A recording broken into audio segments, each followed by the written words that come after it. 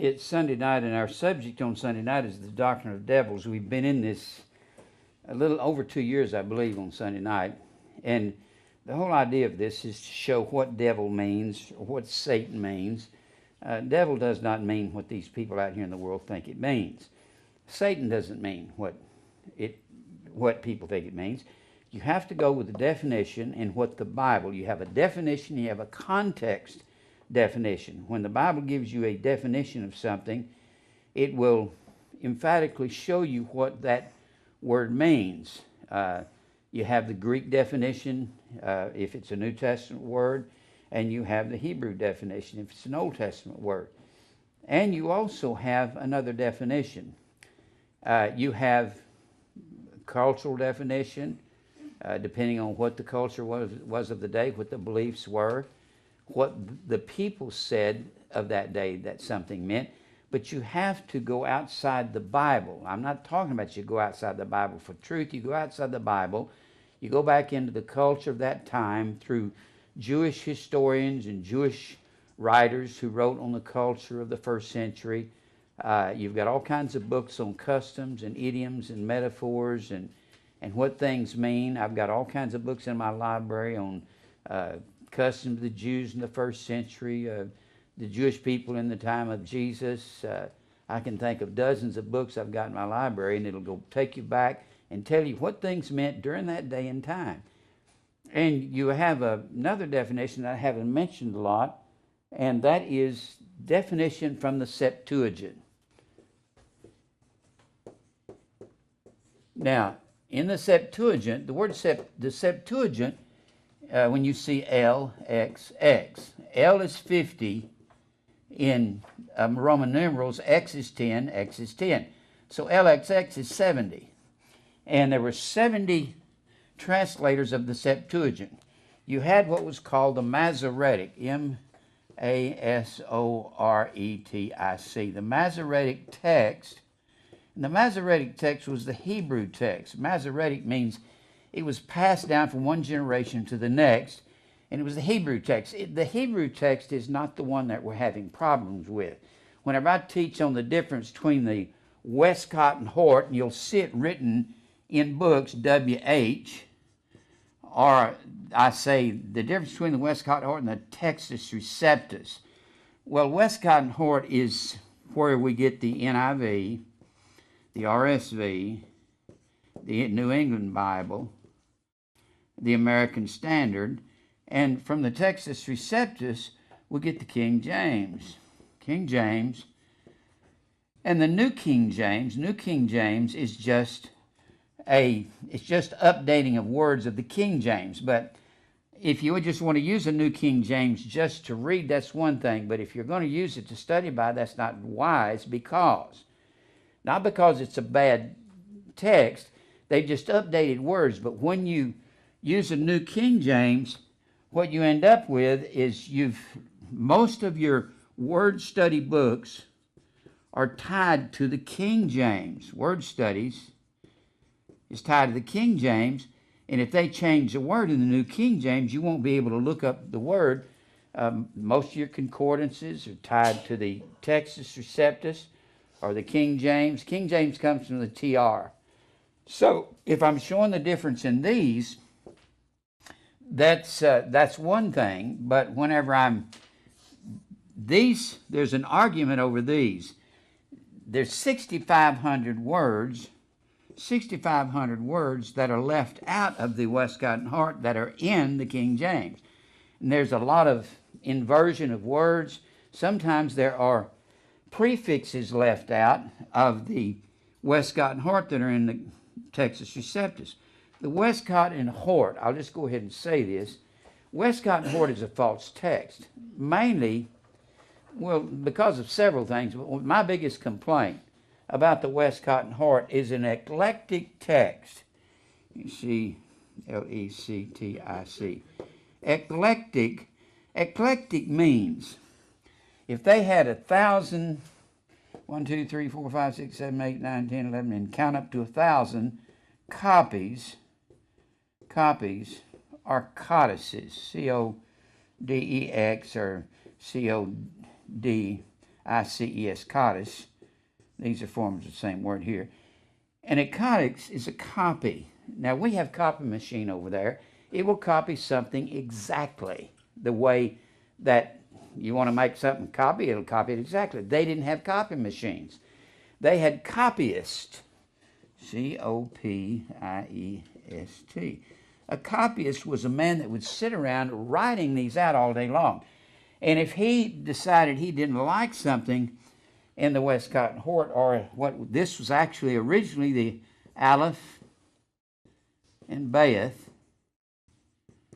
and they named them after the first two letters of the Hebrew alphabet, the Codex Aleph and the Codex Bayeth. The Codex Aleph was the Vaticanus,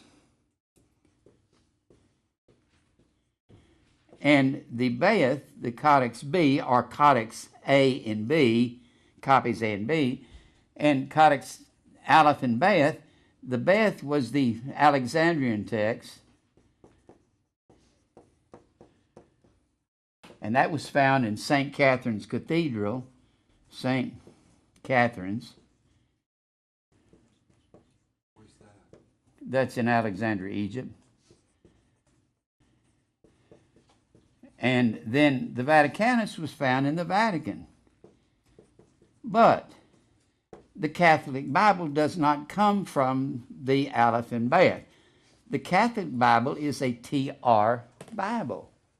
That's because this Aleph and Bayeth was not found and put into effect until 1881. In 1881, Mr. Westcott and Mr. Hort, who were said to be scholars, they were twisted scholars. They were Mariology. They practiced M-A-R-I-O-L-O-G-Y, Mariology. Mariology was some of the goofy, stupid, crazy Roman Catholic ideas, and they were Mariologists. Mariology is like, one story was that Mary wanted to, that this one woman that was a prostitute, and she decided to go into Roman Catholicism and be a nun. Well, she went into a convent, and while she was in the convent, she decided she wanted to go back in the world and practice her old trade of being a prostitute. So Mary comes down from heaven, and she comes down and takes her place in the convent while she goes out and does her prostitution until she gets through that, and then she comes back, and then Mary goes back to heaven. Mariology is total heathenism. And they were Mariologists, and they also had something called a ghostly guild, where they put on these plays that were very questionable, and they were like horror movies of our day and time. And they tried to sell the public that there was truth in this, and they invented history. And where can you find out these things about them? There's a man named Dean Burgeon. His name is actually John. He's a dean was a dean of a seminary. John Burgeon, during the 1800s, Dean John Burgeon, he's a dean of the seminary, and he fought the battle in the 1800s for the Textus Receptus, and they called him the champion of lost causes because he was fighting for the TR, and it was a losing battle. Today, in the world, the Westcott and Hort is the most popular Bible through the NIV in the world. And it has all this tremendous error in it. I always like to go to John 3:16. Your NIV says, "For God loved the world so much that he gave his one and only Son." And that's just not true. Because the Bible says, "Beloved, now are we the sons of God, and doth not yet appear what we shall be. But we know that when he shall appear, we shall be like him. We'll see him as he is." So we're sons of God. And then the Lord told Moses, "You go tell Pharaoh, let my son go. Israel's my son, even my firstborn." Well, he couldn't have given his one and only Son like the NIV says. It's absolutely not true. He gave his only begotten Son. Begotten means the only one taken out of God himself. So when you get into, I'm kind of showing you difference to bring in the Septuagint. When you get into the, and they had many, many more things that's wrong with this. The main thing, it was an eclectic text. 995 texts out of 1,000. And what are they doing having all of these different texts? Because when they would send a copy of Paul's letter to the Galatians, they'd sit down and write it out. And they had all these different people that were associated with the Westcott and Hort that they didn't like the idea of something, so they just changed the text. So when they came up with 995 out of every 1,000 copies of the Westcott and Hort, a codex is or a manuscript is a copy. The original letter that Paul wrote, if he wrote to the Galatians, when he wrote the first letter to the Galatians, it was that first letter was called an autograph because it had Paul's signature on it, and it was from him. So that was an autograph. These others are copies, or they are manuscripts or codices. Well, when they come up with all these different copies, 995 out of every 1,000 of the Westcott and Hort disagree with each other. 995,000 out of the TR agree with each other, and the only reason the other 5 don't agree is because it's usually because of clerical error and not because of a theological difference that they have to say. In fact, when you get into Westcott and Hort in Mark 16, the last 12 verses, starting in verse 9 up through 20, when you get into the last 12 verses of Mark is not in the Westcott and Hort text. It's not in the NIV. You say, I've seen it in NIV, it's there. They have a disclaimer on it right before Mark 9. They say this is from an ancient text and it's not a reliable text.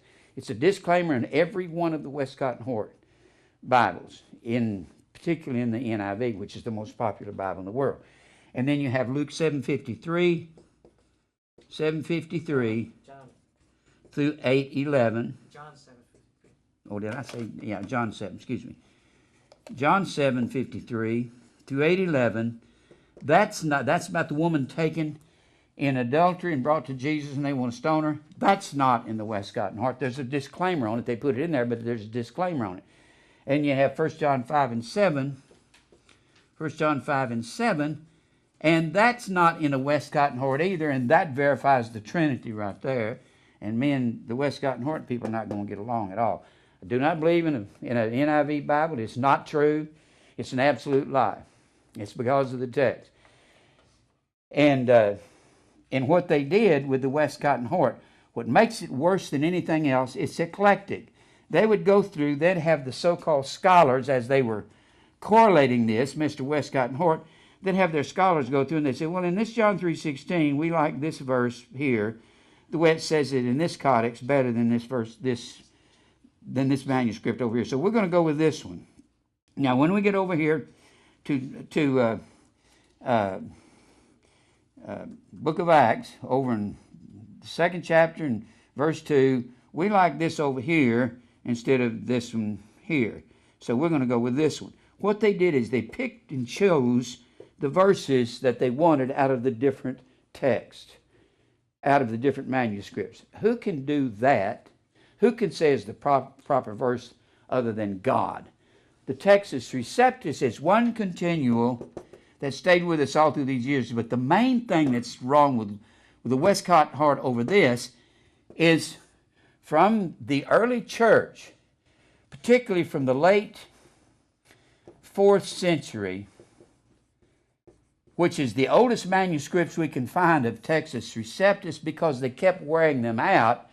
From that time until 1881, the only text that was used was what we call the AV, the Authorized Version, which was the Textus Receptus. That's what was called the Authorized Version. What they're trying to tell us, Mr. Westcott and Hort, the people that came up with the NIV, the Revised Standard Version, the American Standard, they're trying to tell us that God's Word was hidden from the world until 1881, and we didn't actually have the Word of God until 1881. Do you actually believe God doesn't know how to preserve His Word? We had the Textus Receptus, or the authorized version. We had that. They're telling us for 1,600 years, they say that we did not have a correct Bible. Now, the reason most of the scholars will go with the Westcott and Hort over the Textus Receptus, and I'm amazed at them, why they do it. What they do is the Westcott and Hort, which is the NIV, mainly, American Standard, and Revised Standard Version. All that comes from this, New England Bible. Most of your new Bibles come from this Westcott and Hort. The reason they accept this is because these are the oldest manuscripts that we can find. Well, why would they be older than the Textus Receptus, which is the King James Bible comes from? Why would they be older and be false? I didn't say the autograph wasn't older. I didn't say the autograph of the TR wasn't older. I'm saying the manuscripts that they could find of the Westcott and Hort went back to around 325 A.D. The manuscripts from the Textus Receptus go back to somewhere around 375 A.D. Well, how do you prove the Textus Receptus is older, that it precedes the Westcott and Hort? All you have to do is go to the early church fathers.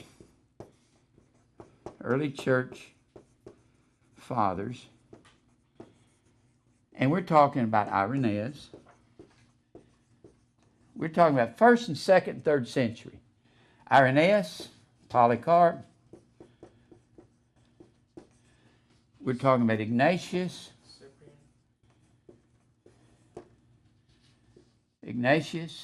Cyprian, to Tertullian. Now, I want you to notice something. Even though I'm going to quote these guys, these are men of the 1st and 2nd century. Now, most people will not quote these people because the Roman Catholics picked these early fathers of the church. These were called popes. Pope doesn't mean Roman Catholic Pope. Pope means Papa or Father. These were the fathers of the early church, but the Roman Catholics picked them up, canonized them. Not two N's, one N. Canon, to C-A-N-N, that means you put them in a cannon and shoot them somewhere. Canonized them. To canonize someone means to make him a saint. So they took all of these men, made them Roman Catholic saints, instead, and I'm not saying everything that all of them said was true. Irenaeus was very reliable. Polycarp was very reliable. Ignatius. Cyprian would get off base. Tertullian would go somewhere off out in space. But that doesn't matter. If you can find these church fathers quoting these verses somewhere before the oldest manuscripts, if you can go back before these Westcott and Hort manuscripts and go back to the 1st and 2nd century and 3rd century, this is the 4th century here. The 4th century is from 300 A.D. to 400 A.D. That's the 400 years, isn't it? Right there. That's the 4th century. If you can find from 0 to 1, 1 to 200, 200 to 300, if you can find these early church fathers and more quoting any of these verses right here if you can find them quoting them in the 1st century, 2nd century, 3rd century, that shows you that this is the oldest text. Now, why wouldn't you have why wouldn't you have Textus Receptus manuscripts as old as these? The Textus Receptus were being printed on that papyri. And those papyri, that was so flimsy, that paper, they were wearing them out.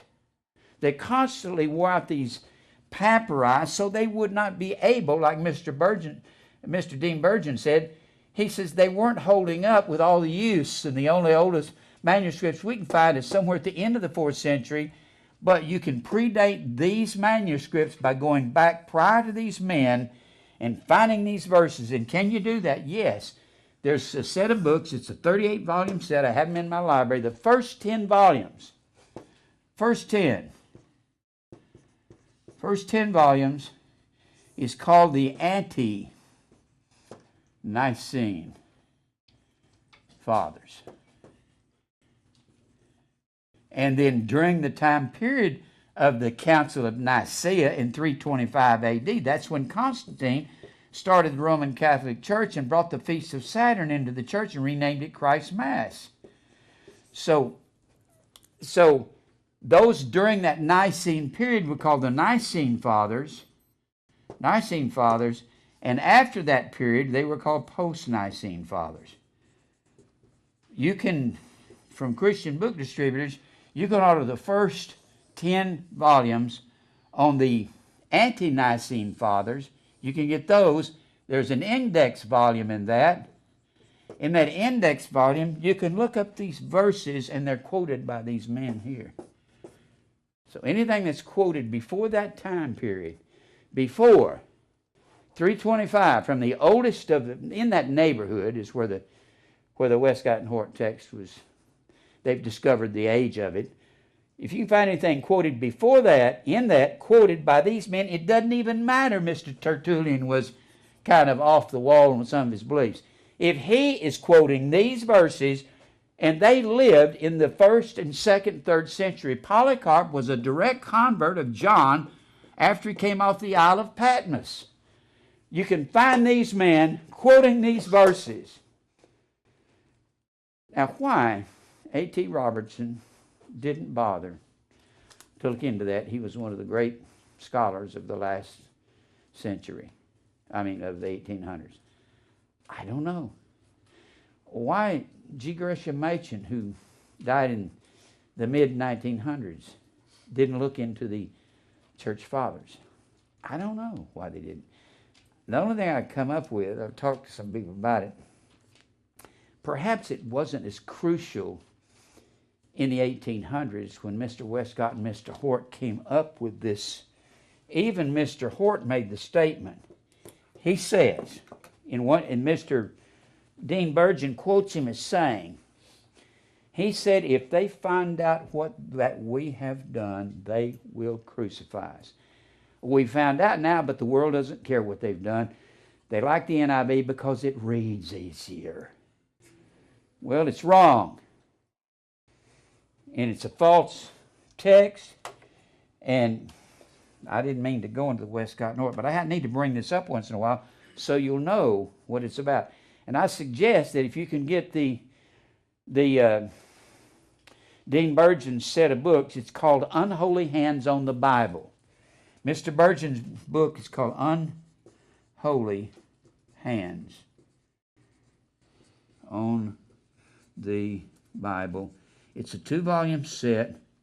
He goes in there and nails these guys. In fact, Psalms, the 12th chapter says God's word will be here in every generation, yet they're saying it wasn't here for 1,600 years. They're telling us that we did not have the proper Bible in the world until Mr. Westcott and Mr. Hort came up with it in 1881. Do I believe that? No. Don't care who says it. I don't believe it. Don't care what professor and what seminary says that. Learned it that you can think for yourself. It don't matter what these authorities say, these experts. The worst thing about it, it's an eclectic text, and they picked and chose what verses they said properly express the true Word of God. Now, I said that to say there's one other translation. We've never had this controversy over the Old Testament text. Never have had that. Not this kind of a controversy. This is a battle to the finish. This thing on the Westcott and Hort and the Textus Receptus. Have you ever been in a church and some preacher's reading from a NIV and all of a sudden he just goes somewhere you have no idea where he went? You're in a King James, you're going, where'd he go? What happened? He's got a different text than you've got. Has that happened to anybody? Yep. Yeah. And he's reading and he just goes, you're going, what happened? Where is he? That will happen when somebody's reading a Westcott and Hort and you've got a King James in front of you. You won't have any idea where they went. Now, I said that to say we're talking about demons. The definition of a demon, we've given you the definition. There's a Septuagint definition. We haven't had the confusion about the Masoretic text. Masoretic text. Masoretic text is merely the Hebrew Old Testament text. You don't have two or three of them. You got a Hebrew text that's been passed down from generation to generation. When you get to 332, 330 BC, a man comes on the scene named Alexander the Great. Alexander the Great was truly the greatest military strategist that ever lived up to that point. He was a true conqueror. He would take small numbers of men and actually just conquer entire armies. And he was an overwhelming conqueror. I noticed that movie, The 300, came on the other night. It was about Sparta. I've done some study on the Spartans. They were born, bred, and built to fight. And they mentioned the phalanx on there. The phalanx. The phalanx was they were talking about how they kept their shields together. They kept their shields and they formed themselves into a big square, and they had their spears sticking out. Anybody that ran into them, they shifted. If they came from this side, they'd shift their spears here. And if one man fell out here, this man would step up behind him and take his place if he was killed. And they had the shields up, and they had them aligned together, and they were a fighting machine.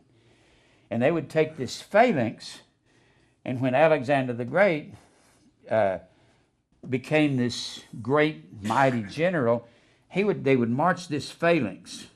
And this is how the Spartans fought. They fought and were so effective because they had these shields just one right after another lined up like that in the phalanx. And they was talking about this in the 300. The 300 is about how the Spartans were just great fighters. They were the best fighters in history. And they had this phalanx also, and they were talking about the phalanx in that movie. It was very interesting to me because I have an interest in those kind of things. And so when they're attacked from here, they would take that, and they were so disciplined, they would take that phalanx and they would move it sideways, and then they'd straighten it back out this way. And they would, when they gave the order, they would march that way. When you're marching in rank, I went to military school, and you say to the right, "Oh, black march," he'd give them something like that oblique movement, and the whole thing would shift and turn that way. And they would actually just march into Cyrus or into Xerxes' army, the Persian army, and just be slaughtering as they walked. This is the same way that the Spartans fought in the movie The 300. Of course, they didn't look nearly as flashy as they do in that movie. Like, we got all these rippling abs, you know. They had all these super bodybuilders playing the soldiers, you know. But Alex the Great comes on the scene, and he brings in all of the glossa and dialectos. He brings in all the foreign languages. Foreign languages, glossa. We get our word glossary from that. Glossary. And he brings in all the dialects of the Koine. Koine is the word common. It's the word common. And they had a common street Greek language. And every city-state in those languages would differ as much as Spanish and Italian in our day and time. Spanish and Italian both being a Latin language, they differ that much. And when the Bible says they all spoke with other tongues is the word heteroglossa. Heteroglossa, there in Acts 2. These were Jews from every nation under heaven. They had been scattered, and Alexander the Great had given all of the world its glossa and its dialects of the Greek language. When they said, how hear we every man in our own tongue when we were born, there in the 2nd chapter of Acts, the word tongue is dialect. They were hearing in the dialect where the people were born, and these were Jews from every nation under heaven coming back from all over the world. And that decree was given by God in Exodus, the 23rd chapter, that all the males had to come back from all over the world where they had been scattered. In 586 BC, southern Judah was scattered. And in 722 BC, northern Israel was scattered. So they're all coming back from all over the world, making their trip over here to Jerusalem. And they're all speaking these different languages when they get there, and they've got these 3 feasts they all got to come to, and they can't understand one another. So God says, I'm going to straighten this out in your ears. How hear we every man in our own dialect when we were born? So when Alexander the Great gives all of the world all these glossa and dialects during his reign, somewhere between 332 and 320, when he was assassinated by one of his generals. You mean he did that all in those few years? Well, to a degree. The Grecian Empire had been forming for 500 years prior to the fact when he became this great general. His father was Philip of Macedon, and Philip, more or less, he was the architect of this great army, and Alexander the Great went out and executed his work. Well, the fact that all of these glossa and dialects, most of the world by 200 BC was speaking, most of the civilized world was speaking Greek. One of the dialects of the Koine. The tongues thing, of course, we know is not true. It's dialects in glossa. And these were Jews from every nation under heaven. They'd been scattered there because of their apostasy for 500 years, from Saul, their first king, to Zedekiah, their last king. So God scatters them, but while they're being scattered, Alexander the Great comes along. In 200 BC, the Masoretes,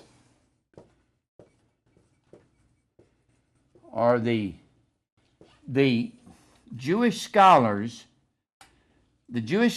who were caretakers of the Masoretic text, said we need to take the Hebrew text, since there's so many people in the world speaking Greek, and we need to translate the Hebrew text into Greek. And they came up with 70 of the best scholars they could find. 70 scholars that knew Hebrew and Greek. And they translated the Hebrew Bible. When you look at the Old Testament and where's my interlinear Bible? There it is. When you look at the Hebrew text, the square letters of the Old Testament, they took those square letters right there and they translated them into Greek. Right there, it reads from right to left. They took that and translated it to Greek. When they did this more exact than any other translation that's ever been made. Even all of the best scholars will tell you that the Septuagint is the best. The LXX, the Septuagint, is the nearest as they can get to an exact translation. The nearest exactness, I don't want to say exact, but the nearest or most correct translation, even more so than the Greek New Testament, into English, because you can't translate Greek into English. So this Septuagint was the best translation that they could come up with. So when they translated this, you remember I said that when they translated this, one of the words for demon, or they had many things that they called demons. We've been talking about demons. One of the things they said a demon was a familiar spirit.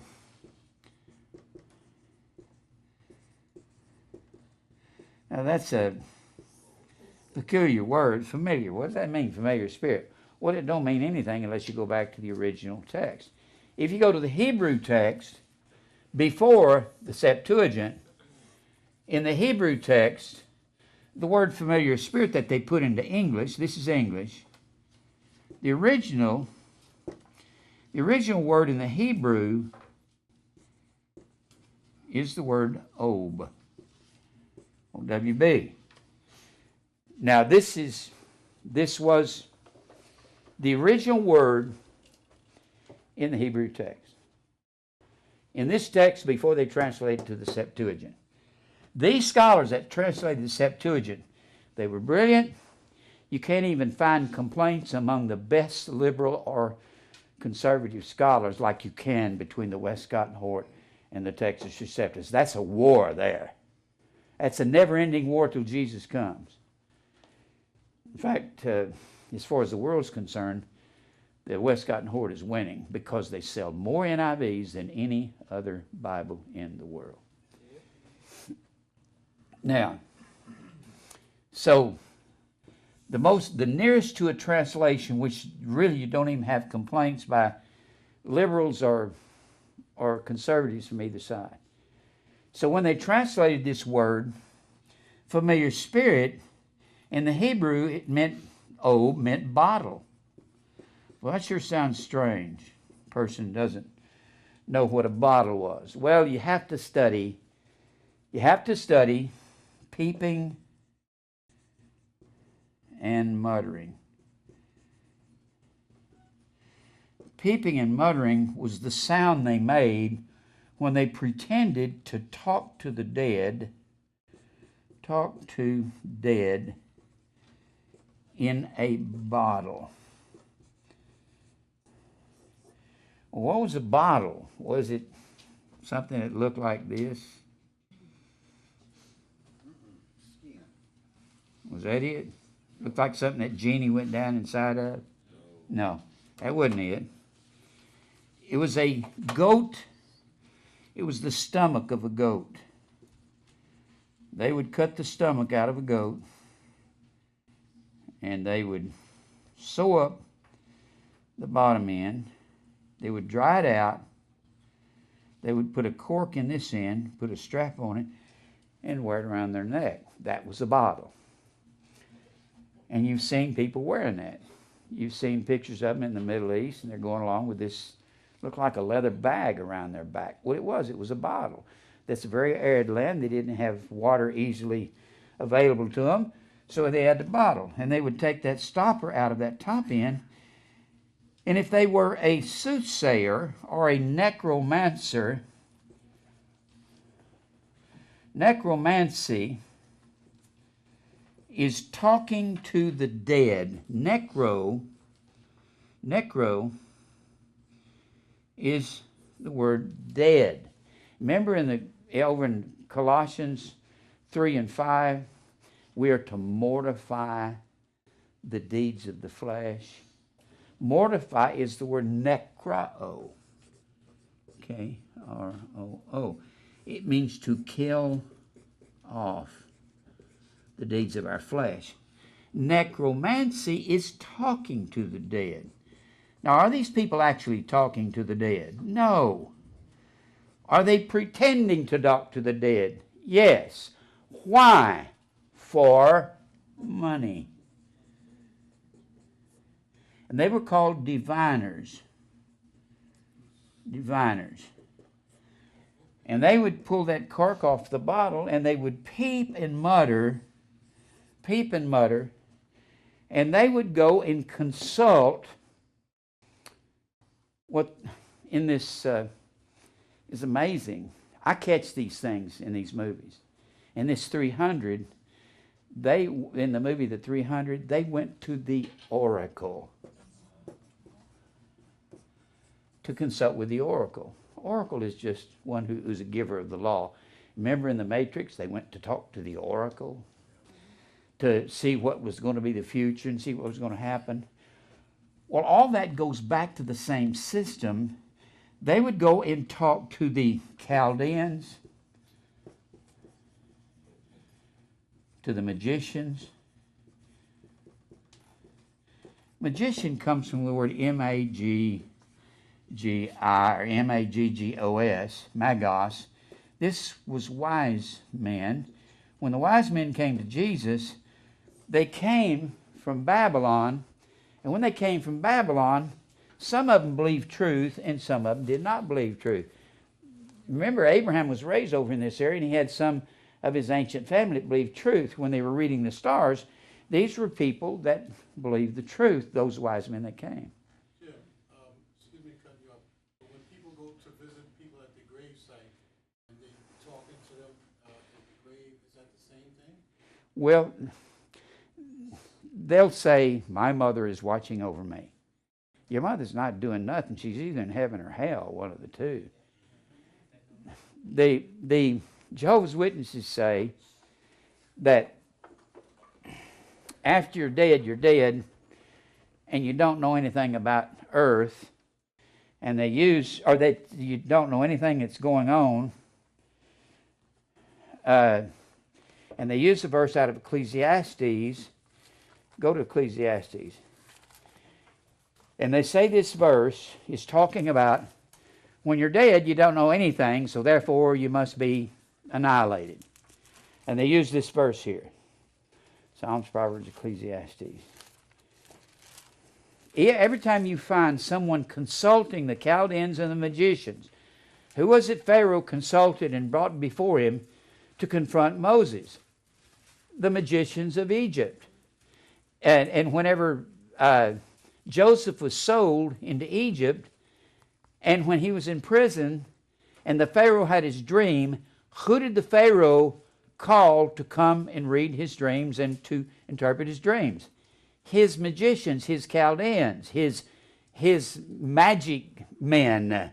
He called David Copperfield and some of those guys in.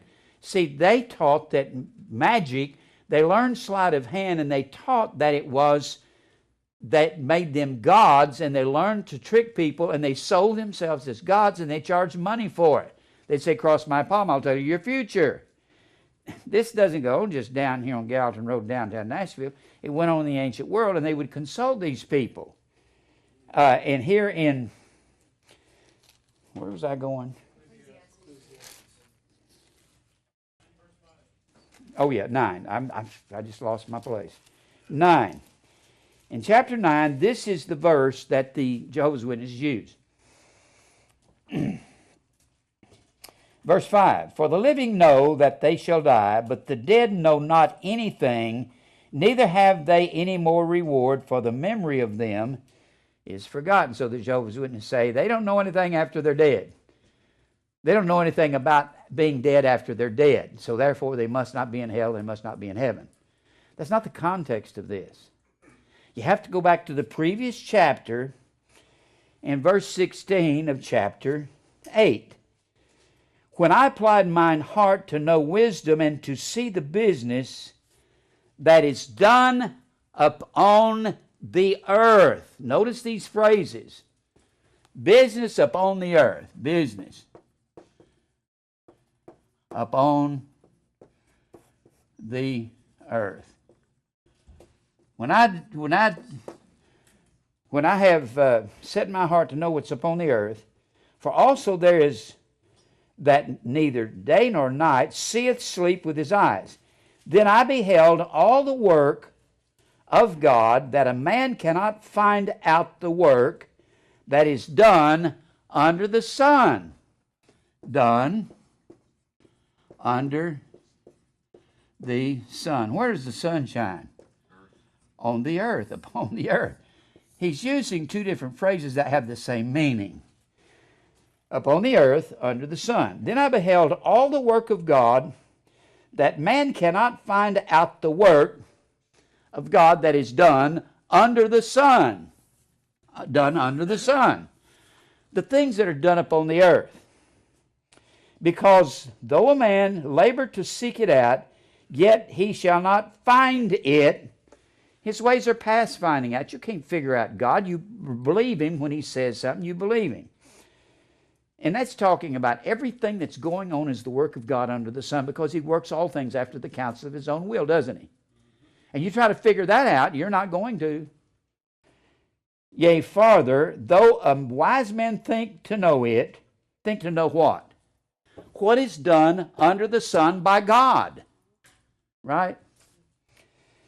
Yet shall he not be able to find it. Now remember, chapter 9 is not in the text. 9, or 1, 2, 3, 4, 5. That's not in there. This was one rolled up scroll, is what it was. For all this, for is a conjunction. It's a subordinate conjunction referring back to the things that's been said. Isn't that what it is? For all this, all of what? Considering what God has done under the sun upon the earth, all this I considered in my heart, even to declare all this, that the righteous and the wise and their works are in the hand of God here under the sun. Because when you leave here, you're not going to do any works of God, are you? It's done. No man knoweth either love or hatred by all that is before them. All things come alike to all. Everything that comes alike. There's not a whole lot of difference in what's coming to us upon the earth under the sun. There is one event to the righteous and to the wicked, to good and the clean, and to the unclean, to him that sacrificeth and to him that sacrificeth not, as is good, so is the sinner, and he that sweareth as he that feareth an oath. He's saying there's one thing to all these men. What do you think that might be? Death. All men are going to die, righteous and unrighteous, the one that swears, the one that doesn't swear. Matters not who he is, clean and unclean. They're all going to die. This is an evil among all things that are done under the sun, where the sun shines. That there is one event unto all, yea, also the heart of the sons of men is full of evil, and madness is in their heart while they live, after they go to the dead. After that, they go to the dead.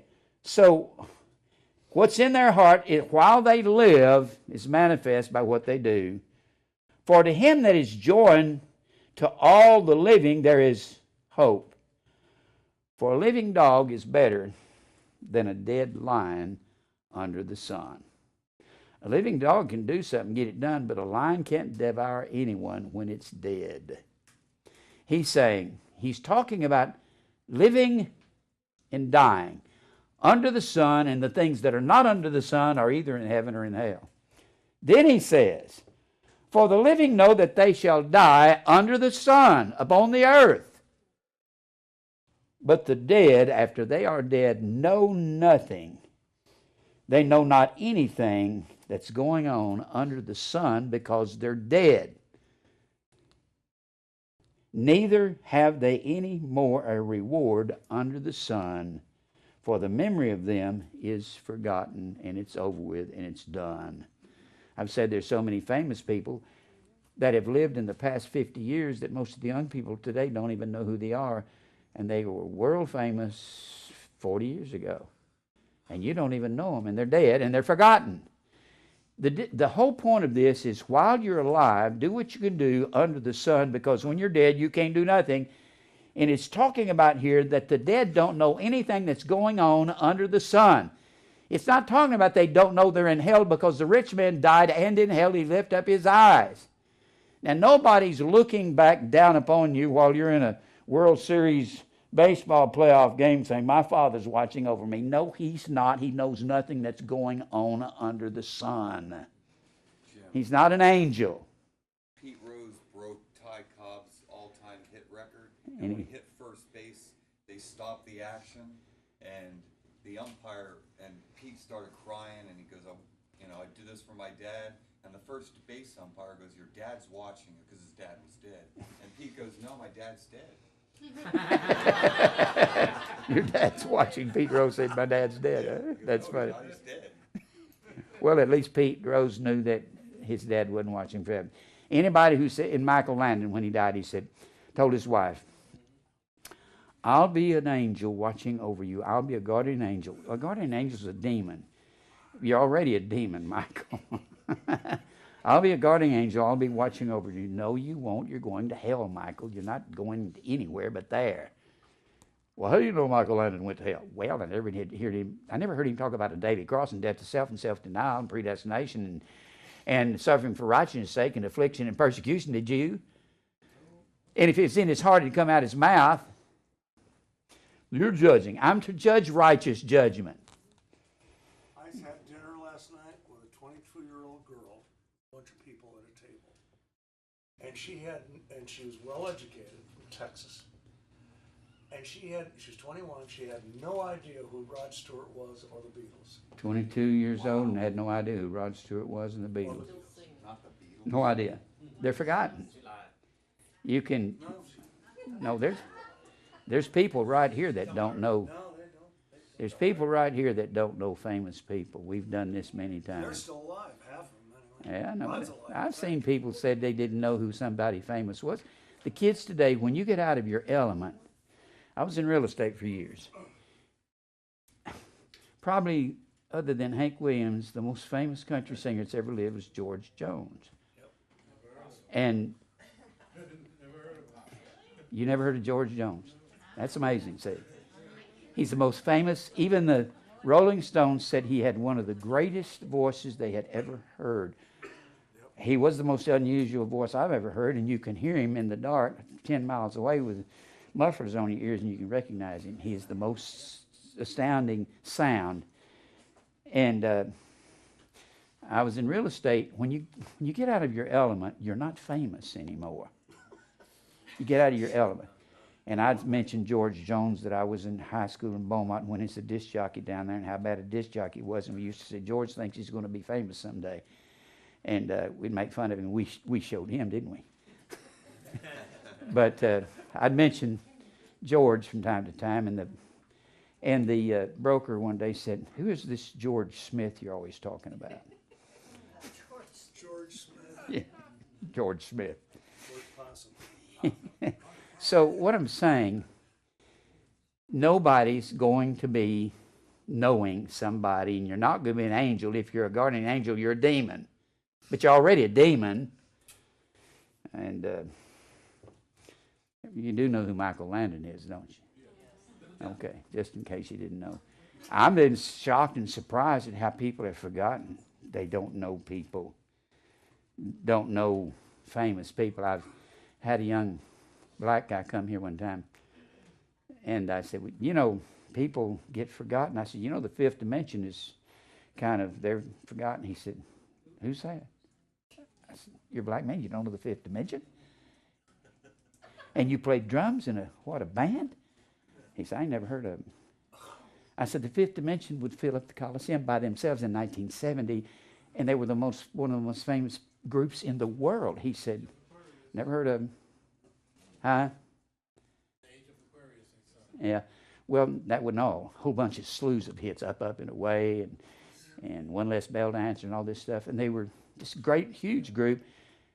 And most young people don't even know who they are. That's how quick your fame is gone. It's over with quick. That's why it says they're forgotten. So the work that you do under the sun, it's very shortly lived. I'm shocked at how people that hadn't heard of certain things. Fame is fleeting. That's not what we're to be seeking. Well, let's continue reading here. For the living know that they shall die. They know that. But the dead know nothing about what's going on under the sun. Neither have they any more a reward. So the Jehovah's Witnesses use this to say when you die, you burn up in hell, and you just go to ashes, and you don't know anything after you're dead. This is talking about you don't know anything about the earth under the sun when you're dead. That's what it's talking about. Also, their love and their hatred and their envy is now perished when they're dead. That's the common thing that happens to all men. Neither have they any more a portion forever in anything that is done on the earth under the sun. You better do what you can while you're alive, because you don't have a second chance. You go one time around, that's it. Go thy way, eat thy bread with joy, and drink thy wine with merry heart, for God now accepteth thy works. Let thy garments be always white, and let thy head lack no ointment. Live joyfully with the wife, whom thou lovest all the days of the life of thy vanity, all the days of thy worthlessness, Hebel is the word, which he hath given thee under the sun upon the earth, all the days of thy vanity, for that is thy portion in this life, and in thy labor which thou takest under the sun. He's talking about what's under the sun as opposed after death. Whatsoever thy hand findeth to do under the sun, do it with thy might. Do it with everything you have as a believer. For there is no work, nor device, nor knowledge, nor wisdom in the grave after you're dead. You don't have any wisdom what's going on under the sun upon the earth. Whither thou goest. And he said, I returned and saw under the sun the things that's going on the earth. The race is not to the swift. It's not the fastest man that's going to win, nor the battle to the strong. It's not the strongest man that'll win in the battle. Goliath was certainly stronger than David, and David wasn't going to have a wrestling match with him, because Goliath would have pinned him and he would have tapped out real quick, wouldn't he? But he was better with a sling than Goliath was with a sword, and he could stand a long distance from him and hit him right between the eyes with that, because he had practiced it every day for years. Neither yet bread to the wise, nor yet riches to men of understanding, nor yet favor to men of skill under the sun. What's going to happen is what God wants to happen, but time and chance happeneth to them all. And chance doesn't mean accident. Chance is the word pagal. It means intercession. Intercession means to impinge progress and cause to go another direction. If the tortoise wins, it'll be because God put laziness in the mind of the hare. Isn't that right? And that's exactly what will happen. God says it's not how fast you are, how strong you are. For man also knoweth not his time, as the fishes that are taken in an evil net, and as the birds that are caught in a snare, so are the sons of men snared in an evil time, when it falleth suddenly upon them. Watch out how you live. Death will fall fast and quick.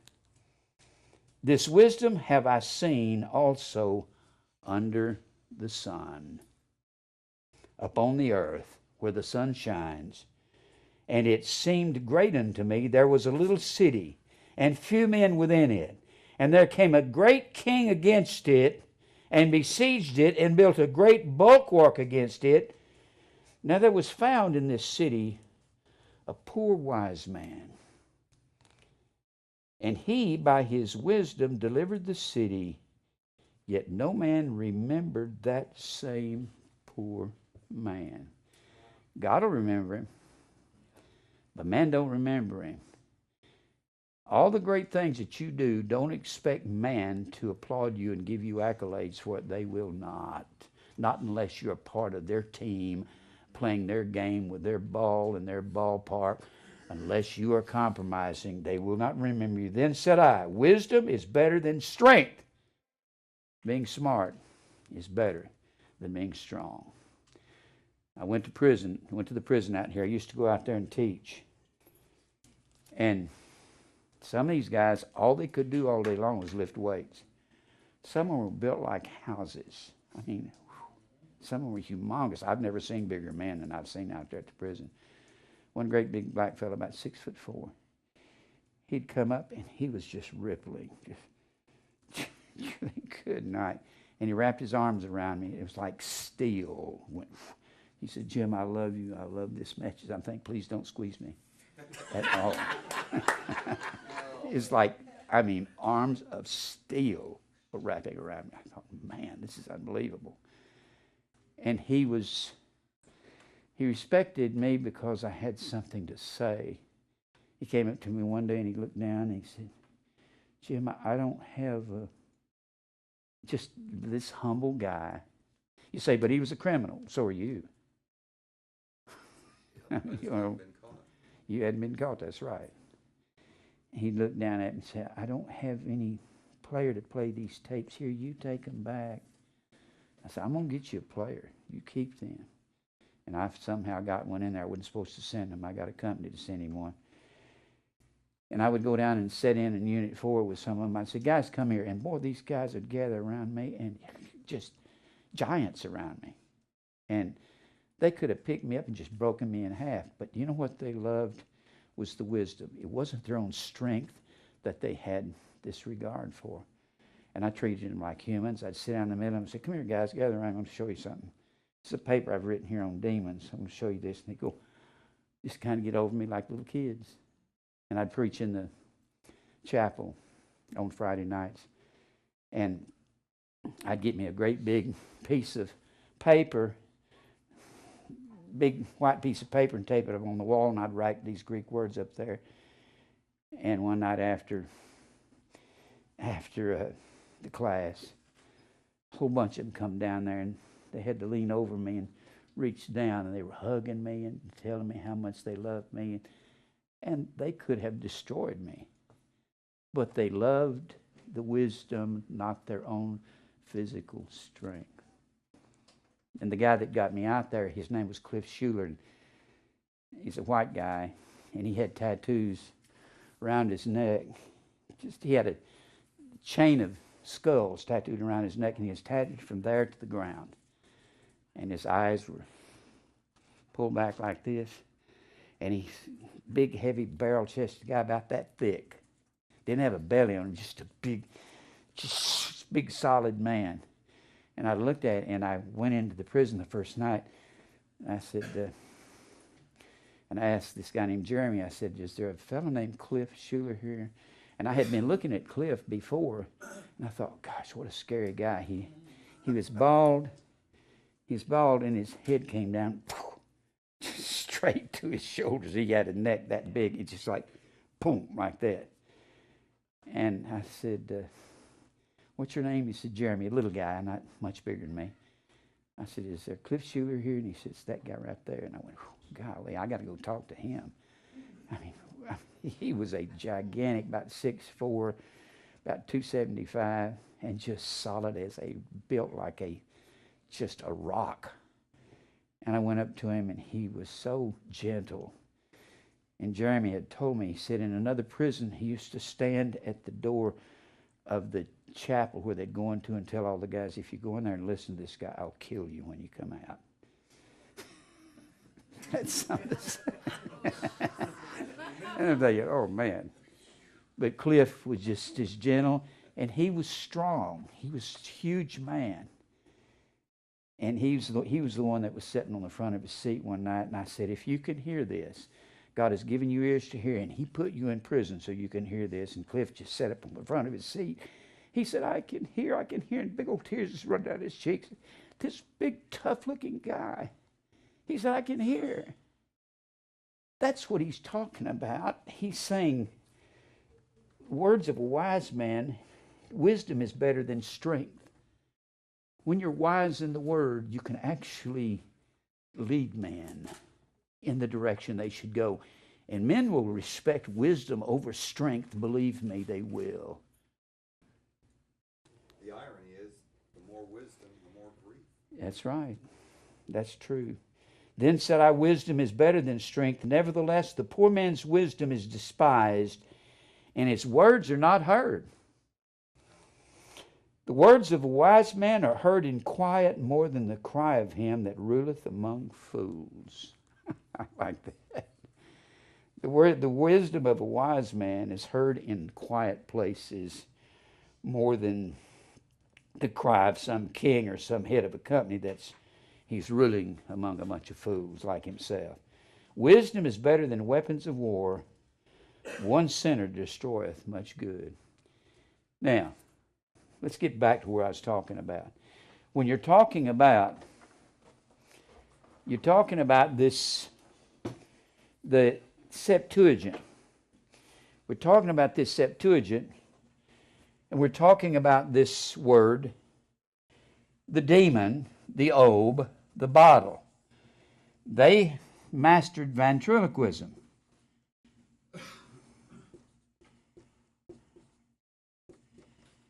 But they mastered ventriloquism, and they called it peeping and muttering.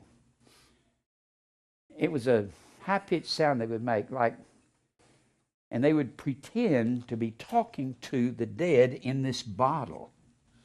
And they were selling this information from their dead ancestors, and it was their dead ancestors. Remember, demons were ancestor worship, which they had deified into gods, right? Into gods. So they would peep and mutter into that bottle, and anyone who was going to go into, we're still talking about Septuagint, anyone who was going to go into war, build a house, do any kind of endeavor, they would consult those who would peep and mutter and get advice from their ancestors. Should I build this house? Go out to the grave and talk to your mother. I've been thinking about taking this journey. Actually, people will do that. Benny Hinn says he went out to the grave of Catherine Kuhlman, and her spirit got all over him, and that's why he starts slaying in the spirit, because Catherine Kuhlman is the person who started that, and the woman was wicked. I don't know if you ever watched her. Go on the internet and look her up. She is a wicked woman, godless woman. She held these big super crusades in the 60s, and she'd get out there, and she had sleeves on her dress this long. She'd wave in the breeze. She looked like one of those, I keep saying she looked like Barbara Steele. You probably don't know who Barbara Steele is. Barbara Steele played the wicked woman. She was this beautiful young woman in the 50s in these black and white B movies. She'd come walking down a staircase and give you that, that wild-eyed look, like she's half dead or something. Well, that's what Catherine Kuhlman looked like. She'd say, "Praise God. I just love the Lord. Don't you love God?" That's what slapped that woman. If you ever seen her, she is a case. And she started this. She'd touch people and they'd fall down. Benny Hinn honed that thing to a real precise talent. He zaps people and they fall down backwards, fall on the floor, wrapped out, waves at the audience, they fall down by the hundreds. That is nothing but that's giving yourself in to subliminal thinking. That's what it is.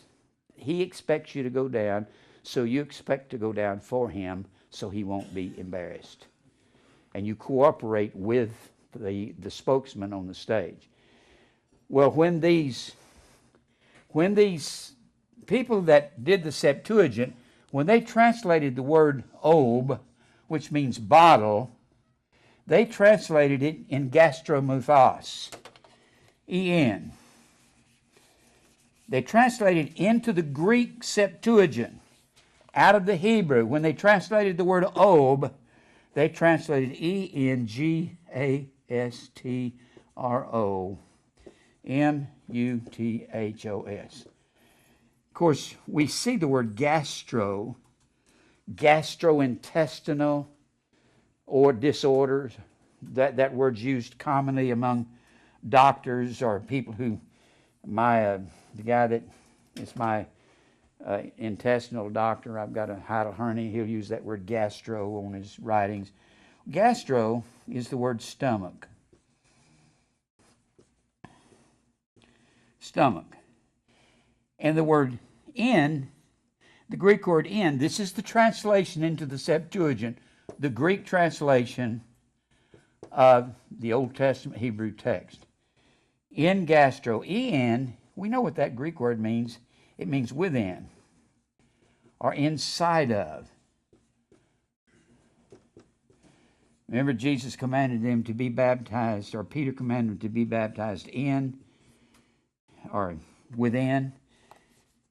Well, in, gastro means stomach, in means within, and muthos is the word myth.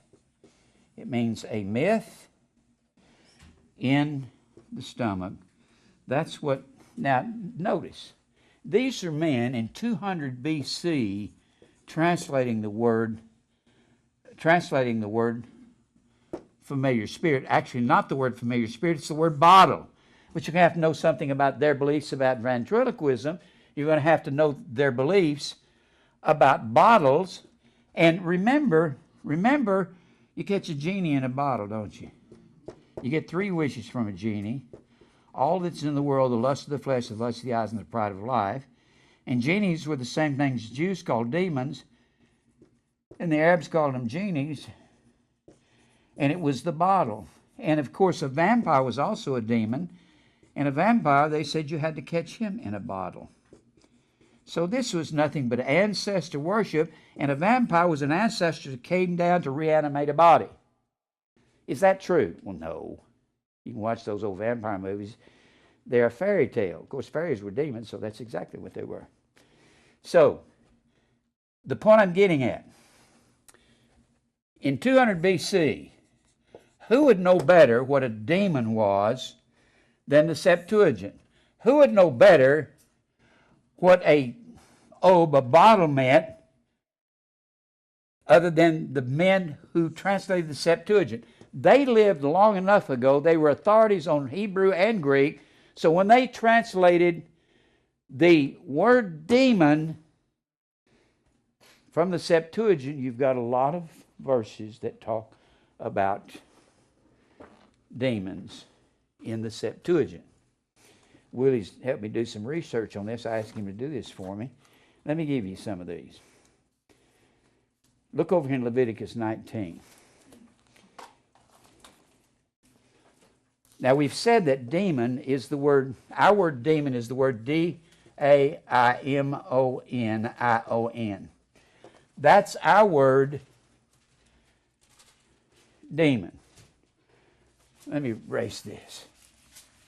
It's our word demon. It comes from the root dio. Now, why were these people having their ancestors read? Well, let me give you one other thing before I get into this. This peeping and muttering. Let me go over here to, before I forget, go to Isaiah the 10th chapter. Isaiah 10.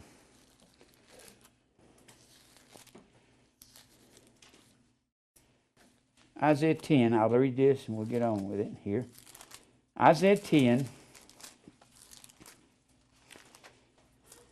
This is where the Assyrians came in and attacked northern Israel in 722 BC. This is Isaiah writing about this happening.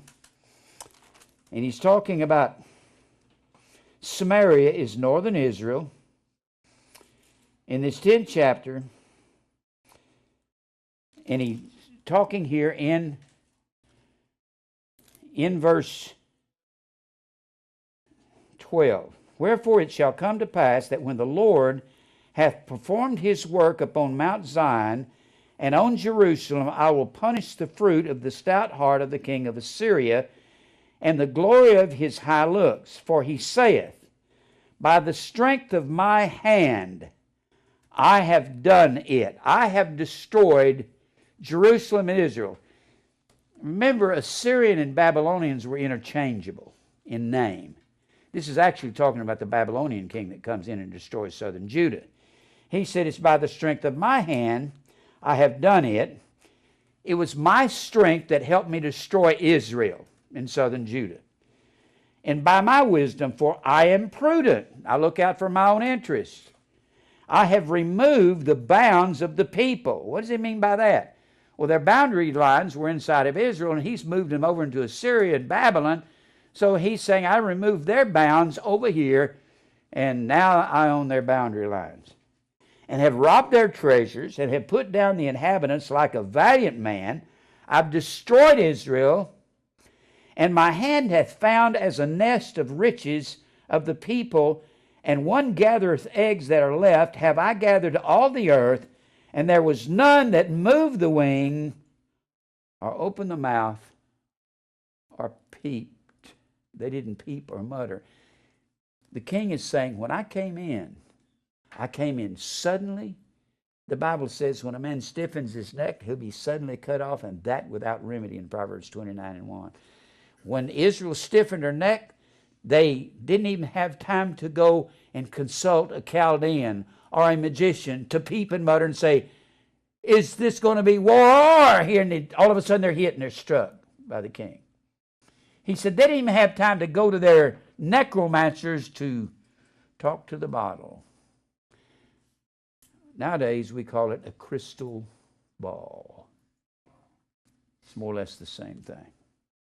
They didn't have the time to go peep and mutter. And then God says, shall the axe boast itself against him that heweth therewith? You were nothing but the axe, and I was the axe holder. Mr. King, you think you did this to Israel? I caused you to do this, and I'll destroy you when I'm through with you. And shall the saw magnify itself against him that shaketh it? I am the woodsman, you are nothing but the saw, Mr. Assyrian. As if the rod should shake itself against him that lifts it up, can the rod or can the axe raise itself up against the woodsman or against the lumberjack and say, I'm cutting this tree down? He says, not without my hand, you're not. Or as if a staff could lift up itself, as if it were not a piece of dead wood. He's saying, you are nothing but a piece of dead wood, and I used you to cut Israel down. And I used you so quickly that they could not go and peep and mutter and find their Chaldeans to talk to the bottle.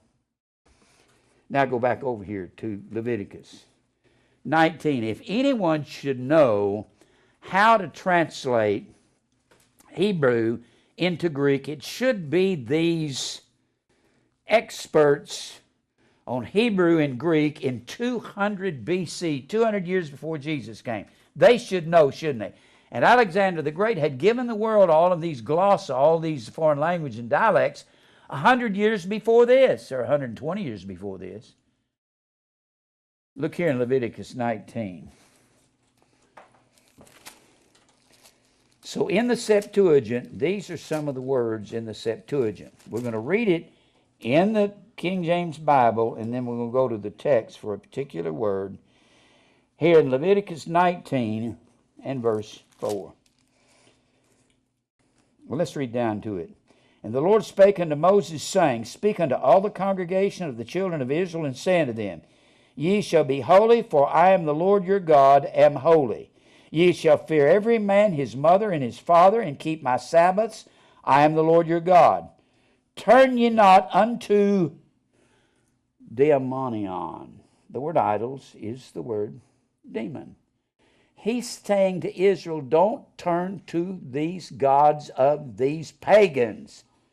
They knew what an idol was. It was a demon or daemonion. These are the writers of 200 BC that's translating the Septuagint.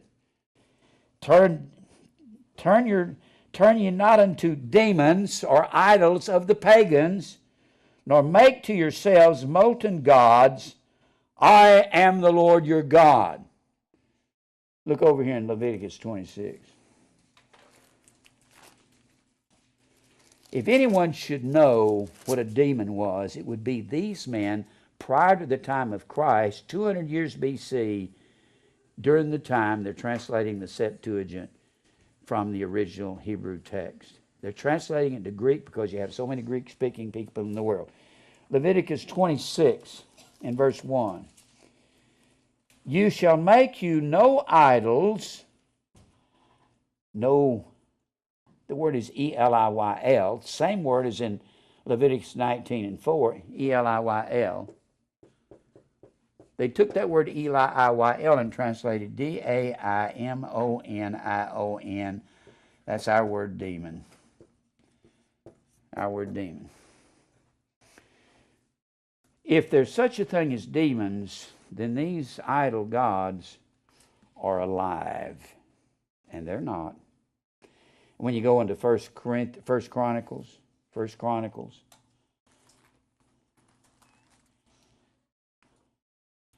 1 Chronicles 16.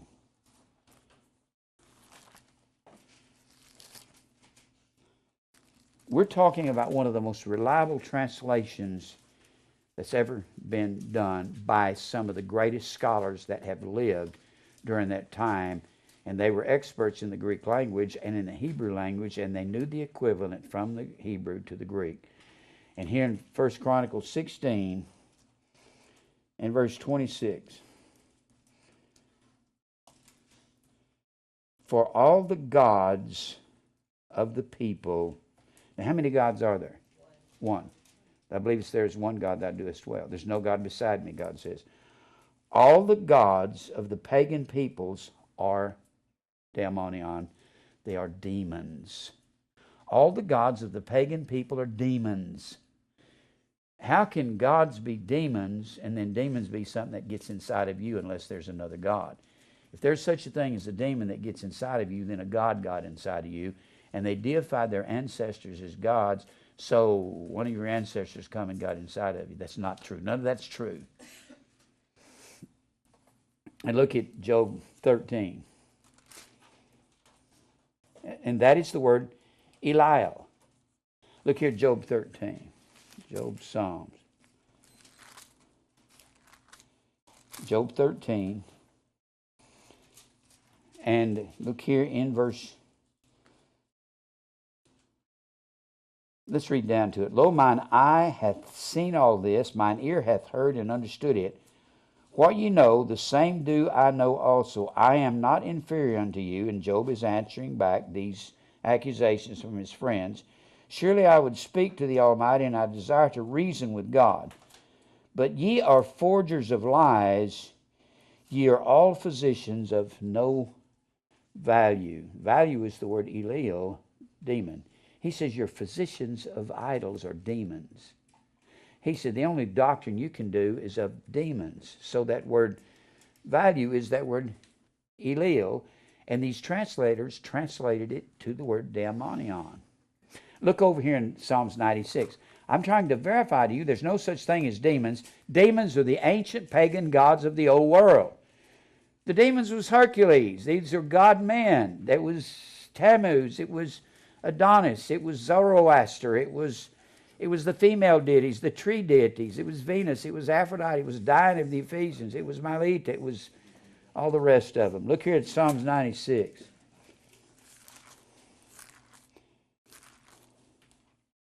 Psalms 96 and verse 5.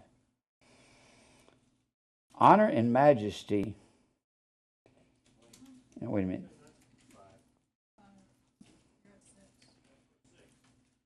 Oh, no, verse 5, excuse me. For all the gods of the nations, all the gods of Ammon, Moab, the Amorites, the Hittites, the Perizzites, the Jebusites, all their gods are demons. The word idols is daimonion. These writers, these translators of the Septuagint are saying, all the gods of the pagan world are demons. Well, I think, isn't that what Paul said? Look at, he said that a couple of times. Look over here in First Corinthians 10. Look at 1 Corinthians 10. He says the same thing that these translators of the Septuagint said. Look here in, where did I say it was going? 1 Corinthians 10. Man, I get to thinking and I get to thinking ahead of myself. 1 Corinthians 10. All right. Look here in verse 18. Behold, Israel after the flesh. Are not they which eat of sacrifices partakers of the altar? What's he saying? If you eat of sacrifices of a pagan, they would offer these sacrifices in their pagan temples, then they'd take them down into the marketplace and sell this meat that they offered on their sacrifices. But Paul said those are not gods, therefore those aren't really sacrifices. You can eat the meat as long as you don't tell somebody it was offered to idols. You can go buy it down in the shambles or the marketplace, and you can buy some and take it home and cook it and eat it, but don't tell one of your friends it was offered to idols among the pagans. When they put it on their altars, all they did was cook it. It didn't go out to a god. What say I then? That the idol is anything, or that which is offered unto sacrifice to idols is anything? But I say that the thing which the Gentiles sacrifice, they sacrifice to daemonion, to devils. The word is daemonion. Paul is saying the same thing that the men who translated the Septuagint are saying, isn't he? He's saying the gods of the pagans are demons. Well, if a Pentecostal gets a demon in him, he's going to have to be getting some god coming down in him, some idol. Hercules has to be entering into your body. It's not some spirit out here that doesn't have any identity. You understand what I'm saying? Yeah. And not to God, I would not that you should have fellowship with daemonion. Don't run around with these people that are offering sacrifice to idols, because their idols are demons. Anytime a man is going out here sacrificing to the world and giving up drinking or giving up smoking pot or giving up taking drugs, it's because he wants to have a good reputation in the community so he can get along with the bankers and the doctors and the lawyers and the Sertoma Club and the Lions Club, so he can make money and he can make contacts. They're offering sacrifices to idols, and we're not supposed to be doing that. Well, Paul says that the same thing, the pagans say the same thing in Acts 17. Go over to Acts 17. Paul is on his second missionary journey. On his second missionary journey, these pagans are saying the same thing that Paul said. They're saying the same thing that the translators of the Septuagint were saying when they translated this Hebrew text into Greek. And there's not any better translators than the translators of the Hebrew text into the Septuagint. Not any better translators. Even the best scholars will tell you that. These guys knew exactly what they were doing. So when you go to Acts 17, and Paul is on his second missionary journey, he agrees with all the writers of the Septuagint when they translate these words idol to daemonion or demon. He agrees, and he says it there in the 10th chapter of 1 Corinthians. He says, these idols of these pagans that they offer sacrifices to are demons or daemonion. When he's on his second missionary journey, he goes over here, he goes up here through Troas, he comes up here, goes this way, goes back through Lystra, where he meets Timothy. Then he goes on up here, he hears the Macedonian call over here in Troas. He goes over here to Philippi, comes down through Thessalonica, comes on down here to Athens, Atheni. And he goes to Mars Hill, where they have all their gods set up out there on Mars Hill. And these men listen to Paul talking about the resurrection of Christ, and here's what they say to him. They say this about him. These are the men who are worshiping idol gods in Athens. And they're philosophers talking. These are not just worshipers. These are their doctors, their philosophers, they're brilliant men in Athens at Mars Hill. He gets to Mars Hill and he says, well, let's read verse 16. And Paul waited for them at Athens. And his spirit was stirred in him when he saw the city wholly given to idolatry. All of Athens was just corrupt. We have an exact replica of the Parthenon out here at Centennial Park. And if you go inside, you've got Nike, the little god, in the hand of the mother goddess, Athena. Y'all been out there, and he's up there in her hand. It's an exact replica in Centennial Park. And the reason they have Centennial Park with a replica of the Parthenon is because they call Nashville the Athens of the South, because this is an educational center. You got Vanderbilt University, one of the foremost research hospitals in the world. You've got Meharry College, you've got Trevecca, you've got Middle Tennessee State, you've got colleges all over. This is an educational center. And so they call it the Athens of the South. Athens was where all the gods were. That's where all the educators were. And his spirit was stirred in him when he saw the city given to idolatry. Therefore disputed he in the synagogue with the Jews and with the devout persons, and in the market daily with them that met with him. Then certain philosophers of the Epicureans, I'm not going to go into that, don't have time, of the Stoics, the two most popular philosophies of the day, encountered Paul, and some said, what will this babbler say? And others, some, he seemeth, now this is the pagans talking, he seemeth to be a setter forth of strange daemonion. He said, we've got our demons, and he's got a strange demon he's talking about. Remember the word demon, daemonion, among the pagans, daemon was interchangeable with the word theos. It was interchangeable to a pagan. They used either one or the other. And they said, he seems to be a setter forth of strange demons.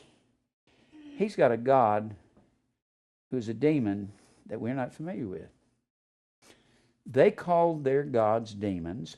Paul called them demons in the 10th chapter of 1 Corinthians, and the Septuagint calls them demons.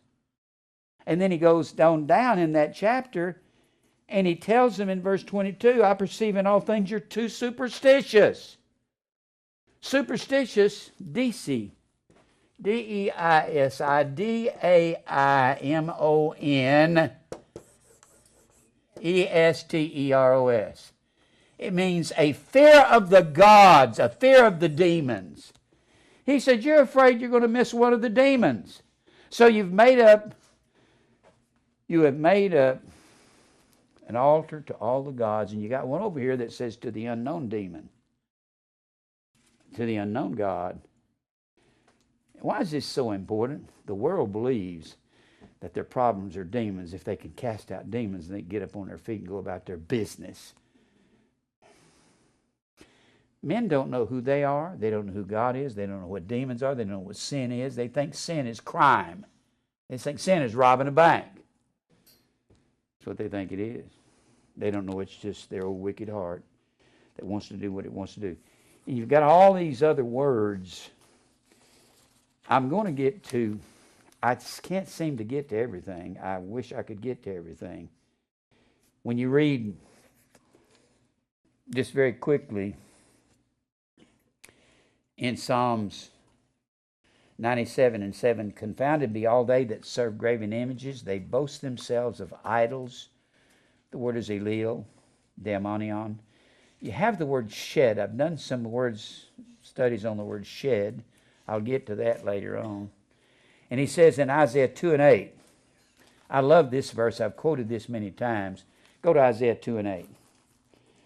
It's a verse that I really love. A demon is something that man makes himself. It's his imagination. That's what it is. Isaiah 2. We're talking about Septuagint translation. Isaiah 2. Now notice what he's saying here. Talking about Israel. Verse 5, O house of Jacob, come ye and let us walk in the light of the Lord. Therefore thou hast forsaken thy people, the house of Jacob, because they be replenished from the east, and they are soothsayers like the Philistines. Israel has become soothsayers, talking to the dead gods inside the bottle. And they please themselves in the children of strangers. Their land also is full of silver, gold, neither is there any end of their treasures. Their land is also full of horses, neither is there any end of their chariots. Their land also is full of idols, elil, daemonion. The land is full of demons. They worship the works of their own hands, what they built and made. That's what a demon is. It's an idol that you make. It's a god that you create with your own hands. Or what if I said a contract? What if I said a painting? What if I said what you've done with your hands as a football player, a basketball player, a guitar player, a piano player? What if I said it was some talent you have that you're taking credit for? That which their fingers have made. He says they worship demons, their hands made them. They make a god. Isn't that why men want money? So they can say, see what I've done? See what my hands have wrought? That's why they do it. And I'm out of time. I got much more on this. I'll come back. I want to get the word shed, S-H-E-D. I did a study on that some years ago. And whatever you find, in fact, when Israel went after that number, and they went after that troop, the word troop is Gad. It means to distribute fortunes. Over there in the 65th chapter of Isaiah, and I don't have time to go to that. There's no such thing as demons. Demons are self. But if you think you can convince somebody that believes in demons that's because they don't want to face their own sin. They want to blame it on the devil, like Flip Wilson used to say, the devil made me do it. No, Flip, you did it.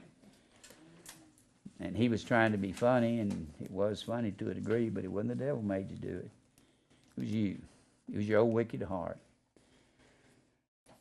I'm going to go through, I keep saying I'm going to go through every time the word daimon, I'm going to come in here one Sunday night and we're just going to read through every time those verses are used.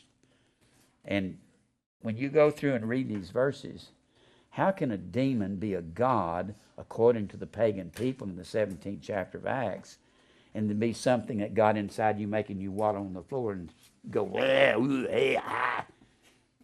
stupid, isn't it? I mean, when that goofy, who's the goofy guy that was always casting out demons? No, not him. He never cast out demons. He was a demon. Bob Larson. Yeah. He'll get, there's someone out there with a demon. There's a man back here with a demon. The guy will be going, I am the devil. I'm going to come out and get you. I'm not coming out. You ever see him? And the guy that was doing that was wanting to cooperate because he was needing some attention, because he never did get it because he was so shy and backward that's the only way to get some attention. The first time you ever heard of a demon talking that way was in The Exorcist in 1973, and without William Blatty's book and movie on the subject, we wouldn't know that demons talk that way. We had to get our understanding of how demons talk from Hollywood. Demon don't talk. Demon says, hey, buddy, come here. Let me tell you something. You know, I like you. You're a really nice guy, and I just want to do something for you because I just like your looks. I think God's got something special for you. That's the way a demon talks. He don't go, bleh. I mean, how's that going to deceive anybody? Oh, let's follow the demon. He's going, bleh. So let's follow him. It's stupid, isn't it? How are you going to deceive somebody going, bleh, and your head spinning around, you shoot pea soup all over the wall? I mean, green pea soup. I mean, good grief. No. You talk about becoming a demon. What's that little girl's name that played that? Linda Blair. She became a real demon because she got into heavy-duty drugs and sin and tried to fulfill her flesh after she did that movie. And she became a 100% bona fide demon. She ended up crazy. Well, let's go to the Lord in prayer. Father, thank you for truth. Thank you for your word. Help us to see these things, Lord, that we'll see that it's us. The problem with the world is them, Lord. Our problem is us. Lord, you've helped us to see this, and you're helping us to repent of it, and the world won't, and that's the way it's supposed to be, Lord, and we accept it. Lead us to your elect, wherever they are. Cause us to be blunt to the point, to say these things as they need to be said. Cause us to mature in the word. Cause the flock to mature. Let them grow up, Lord, and be strong, because that's the only way to survive in an insane world like you've given us here. Thank you for your truth. Lead us to your elect. Open up many doors for the ministry, and we'll praise you for everything. In Christ's name, amen.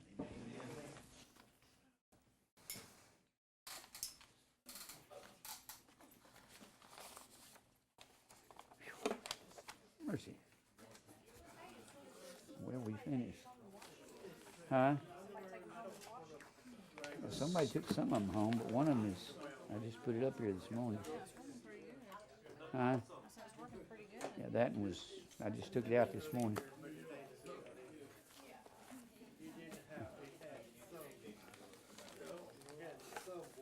Septuagint.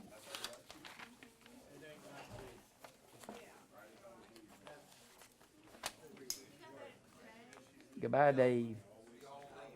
Okay, take care. Love you.